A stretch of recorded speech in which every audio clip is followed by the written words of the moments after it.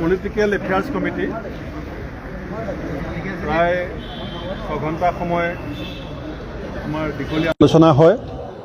মই মূল সিদ্ধান্তকেইটা কৈ দিব বিচাৰিছোঁ। ডিলিমিটেশ্যন হোৱাৰ পিছত, পঞ্চায়ত ডিলিমিটেশ্যনৰ পিছত আমাৰ ব্লক কংগ্ৰেছ কমিটিবিলাকৰ আৰু বুথ কমিটি, মণ্ডল কমিটিৰ সীমাবিলাকো যথেষ্ট পৰিৱৰ্তন হ'ল। সেইকাৰণে আমি এসপ্তাহৰ ভিতৰত আমাৰ যেনেকৈ পলিটিক্যাল এফেয়াৰ্স কমিটি আছে, জিলা কংগ্ৰেছবিলাকেও এসপ্তাহৰ ভিতৰত এখন পলিটিক্যাল এফেয়াৰ্স কমিটি গঠন কৰিব আৰু আমাৰ পৰা এপ্ৰুভেল ল'ব। আৰু পলিটিক্যাল এফেয়াৰ্স কমিটি জিলা ভিত্তিক যিখন হ'ব, তেওঁলোকে ব্লক সভাপতিসকলৰ নামবিলাক আমালৈ নতুন সভাপতি জড়িত হ'বলগীয়া আছে, কিছুমানতো হৈ আছে, খেলি মেলি হোৱা নাই। ডিলিমিটেশ্যনৰ ফলশ্ৰুতিত য'ত নতুন ব্লক হ'বলগীয়া আছে, সেই ব্লক সভাপতিসকলৰ ক্ষেত্ৰত এই পলিটিক্যাল এফেয়াৰ্স কমিটিবিলাকে নাম ৰিকমেণ্ড কৰিব আৰু আমি 7 দিনৰ পৰা 10 দিনৰ ভিতৰত এই প্ৰক্ৰিয়াটো সম্পূৰ্ণ কৰিম। লগতে আৰু এটা সিদ্ধান্ত হৈছে, যিসকল নতুন ব্লক সভাপতি নিযুক্তি হ'ব, তেওঁলোকৰ বয়সটো আমি 50ৰ তলত ধাৰ্য কৰিছোঁ।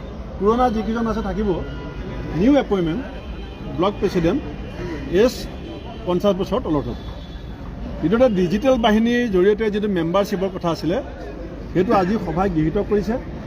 ডিজিটেলি গোটেই অসমত মেম্বাৰশ্বিপটো কৰা হ'ব। তাতে কাষ্ট চেঞ্চাছো থাকিব আৰু সকলো কমিউনিটি তেওঁলোকৰ গোটেই প্ৰফাইল থাকিব। আৰু লগতে এইটো AICCৰ এপ্ৰুভেল লাগিব। গতিকে জিতেন্দ্ৰ সিং ডাঙৰীয়াই AICCৰ সৈতে কথা পাতি এপ্ৰুভেল দিয়াৰ লগে লগে ডিজিটেল বাহিনীৰ যিটো মেম্বাৰশ্বিপ, সেইটো আমি আৰম্ভ কৰিম। পঞ্চায়ত ইলেকশ্যন মনিটৰিং কমিটি এখন বনোৱা হৈছে আজি। 2গৰাকী প্ৰাক্তন পঞ্চায়ত মন্ত্ৰী আৰু বৰ্তমানৰ সাংসদ ৰকিবুল হুছেইন ডাঙৰীয়া, ৰিপুণ বৰা ডাঙৰীয়া, প্ৰণতি ফুকন ডাঙৰীয়াক দি এখন পঞ্চায়ত ইলেকশ্যন মনিটৰিং কমিটি, আৰু তাক এই মিটিংখনৰ কোঅৰ্ডিনেট কৰিব আমাৰ APCC general secretary doctor Sanju বৰুৱাই। জিলা কংগ্ৰেছৰ সভাপতিসকলৰো কিছু ৰদবদল হ'ব, যাতে চাহ জনজাতি, OBC, minority, SC ST, general সকলো ধৰণৰ জাতি, বৰ্ণ, ধৰ্ম, বৰ্ণ নিৰ্বিশেষে যাতে জিলা সভাপতি পদবী এটা গুৰুত্বপূৰ্ণ পদ, সেইকাৰণে জিলা সভাপতিৰ ক্ষেত্ৰতো এটা মেজৰ ৰিচাফল, যাতে আমি OBC, minority, SC ST, general চাব পাৰোঁ, এইটো সিদ্ধান্ত লোৱা হৈছে। 50% মহিলাৰ কাৰণে ৰিজাৰ্ভেশ্যন আছেই পঞ্চায়তত, কিন্তু আজি সভাই সিদ্ধান্ত লৈছে যে ইউথ 40 বছৰৰ বয়সৰ তলৰ মহিলা হওক পুৰুষ হওক 50%ক টিকেট দিবৰ কাৰণে সিদ্ধান্ত লোৱা হৈছে। আমাৰ যিবিলাক হাতৰ চিম্বলত জিলা পৰিষদ আৰু কাউন্সিল খেলিব, কাৰণ ৱাৰ্ড মেম্বাৰটো আমি চিম্বল নাথাকে, গতিকে তাত কি হ'ব আমি সিদ্ধান্ত লোৱাটো অনুচিত। কিন্তু পঞ্চায়তৰ জিলা পৰিষদ আৰু কাউন্সিলৰ ক্ষেত্ৰত মহিলা পুৰুষ যোনেই নহওক, তেওঁলোকৰ এজ বাৰটো 50% ticket below' the age of 40। আৰু কেণ্ডিডেট ফিজ এটা আমি ল'ম। আগতে আমি APCC লওঁ, এতিয়া আমি APCC নলওঁ। এইটো 3 ভাগ কৰা হ'ব। এভাগ জিলাই পাব, এভাগ ব্লকে পাব, এভাগ মণ্ডলে পাব। এলায়েন্সৰ ক্ষেত্ৰত সিদ্ধান্ত হৈছে, বিশেষকৈ পঞ্চায়ত আৰু সম্ভাৱ্য যিকেইখন কাউন্সিলৰ ইলেকশ্যন, তাত যিবিলাক এৰিয়াত ধৰক এতিয়া সোণোৱাল কছাৰী, ডিব্ৰুগড়, ধেমাজি, চৰাইদেউ, তিনিচুকীয়া, লখিমপুৰ, এই অঞ্চলটোত সোণোৱাল কছাৰী ইলেকশ্যন। গতিকে তাত জিলা কংগ্ৰেছবিলাকে BJP বিৰোধী শক্তিবিলাকৰ লগত যদি বুজাবুজি কৰিব বিচাৰে, প্ৰদেশ কংগ্ৰেছে তেওঁলোকক কৰ্তৃত্ব প্ৰদান কৰিছে।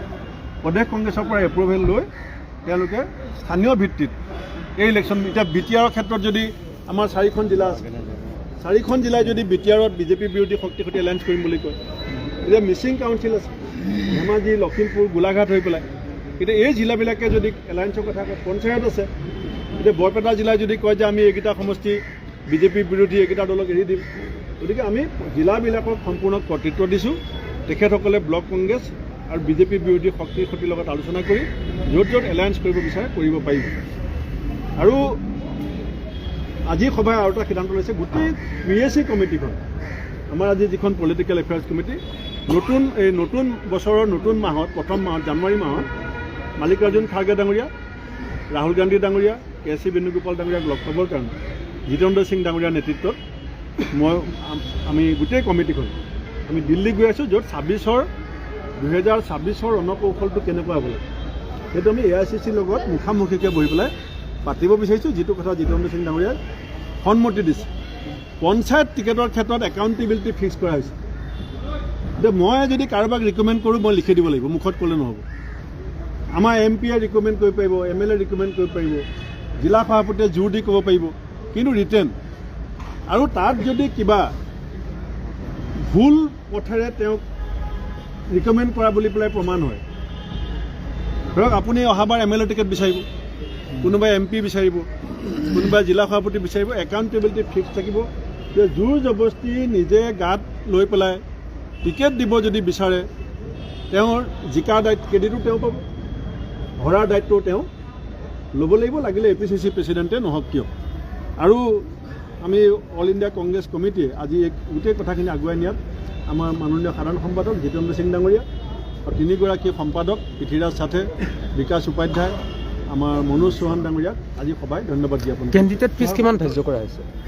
বেয়া নাপাব, মোৰ 3:30 ফ্লাইট এতিয়া যথেষ্ট উঠানামা হৈছিলে, মিত্ৰতা দলৰ সৈতে আপোনালোকৰ ভংগ হোৱাৰ দৰে সেই বিষয়ে কেনেদৰে এতিয়াতো ক'লোৱেই, পঞ্চায়তৰ ক্ষেত্ৰত আমি ডিষ্ট্ৰিক্টবিলাকক অথৰাইজ কৰি দিছোঁ, কাউন্সিলত ডিষ্ট্ৰিক্ট, তাৰমানে কি আমিতো APCCয়ে গৈ হেড দিছোঁ। টেকনিকেল প্ৰব্লেম আছে গুৱাহাটীত বহি পেলাই এই কামবিলাক কৰাটো ইমান সহজ নহয়, কাৰণ আপোনালোকে জানে যে পঞ্চায়তে আছে আপোনাৰ, মই আপোনাক গাই দিছোঁ গোটেই, এইটো কোনো পৰ্যায়ত পঞ্চায়ত আছে 2193খন পঞ্চায়ত, তাৰমানে ৱাৰ্ড মেম্বাৰ কিমান হ'ব আপুনি হিচাপ কৰক। জিলা পৰিষদ আছে আপোনাৰ 397টা। গতিকে আমি জিলাবিলাকক কৰ্তৃত্ব দিছোঁ, আমিও য'ত য'ত সহযোগিতা দিহা পৰামৰ্শ লাগে আমি 5খন কমিটি কৰিছিলে আপোনালোকে, সেই মানে ভাল কথাটো আৰু যদি কওঁ দাদা লগত যাব, ময়ে ডিচিপ্লিন নহ'লে হ'ব। ধন্যবাদ।